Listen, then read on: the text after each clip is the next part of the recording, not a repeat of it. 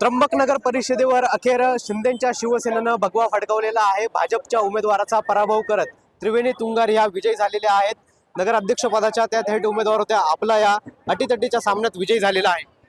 नक्कीच मी सर्व माझ्या त्र्यंबकेश्वर नगरपालिकेचे आणि नगरीचे मी संपूर्ण जनतेचे आभार व्यक्त करते आणि आपले सर्वांचे लाडके माननीय उपमुख्यमंत्री शिंदे साहेब यांनी जो माझ्यावर विश्वास दाखवला आणि तो मी सार्थक केला, यासाठी मी संपूर्ण शिवसेना पक्षाचे आणि त्याचप्रमाणे आमचे मोठे बंधू या ठिकाणी आलेलेत आहे, हेमंतप्पा गोडसे यांचे देखील, आणि जे खंबीरपणे नगरीत शिवसेना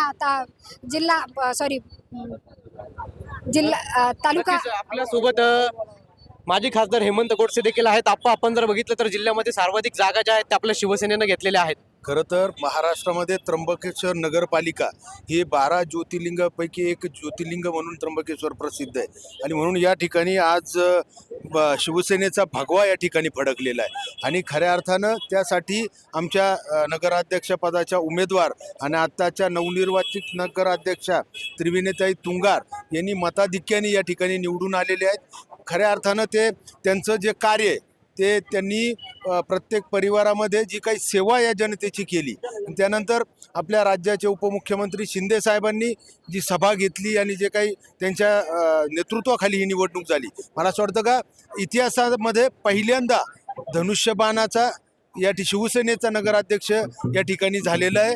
निश्चितच मला निश्चित विश्वास आहे ज्या प्रकारे त्यांचं कार्य येणाऱ्या काळामध्ये कुंभमेळा या ठिकाणी येत आहे आणि या कुंभमेळ्याच्या माध्यमातून या त्र्यंबकेश्वर नगरीचा विकास या ठिकाणी झाल्याशिवाय राहणार नाही। मी त्यांच्या वतीनं देखील सर्वच मतदारांचं मनापासून या ठिकाणी आभार व्यक्त करतो। नक्कीच त्र्यंबक बरोबर आपण बघितलं तर जिल्ह्यात शिवसेनेला चांगला कौल दिलेला आहे।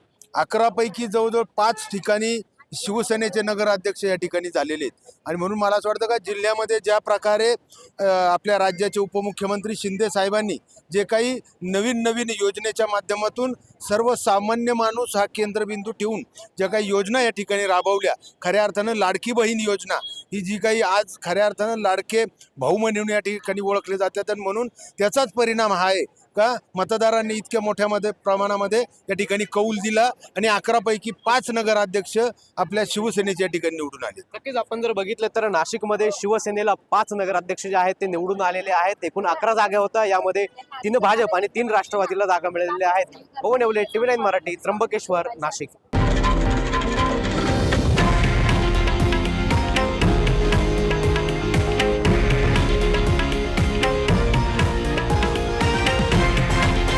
हे आहे देशातील नंबर 1 न्यूज नेटवर्क आणि आपण पाहत आहात TV9 मराठी, एकमेव।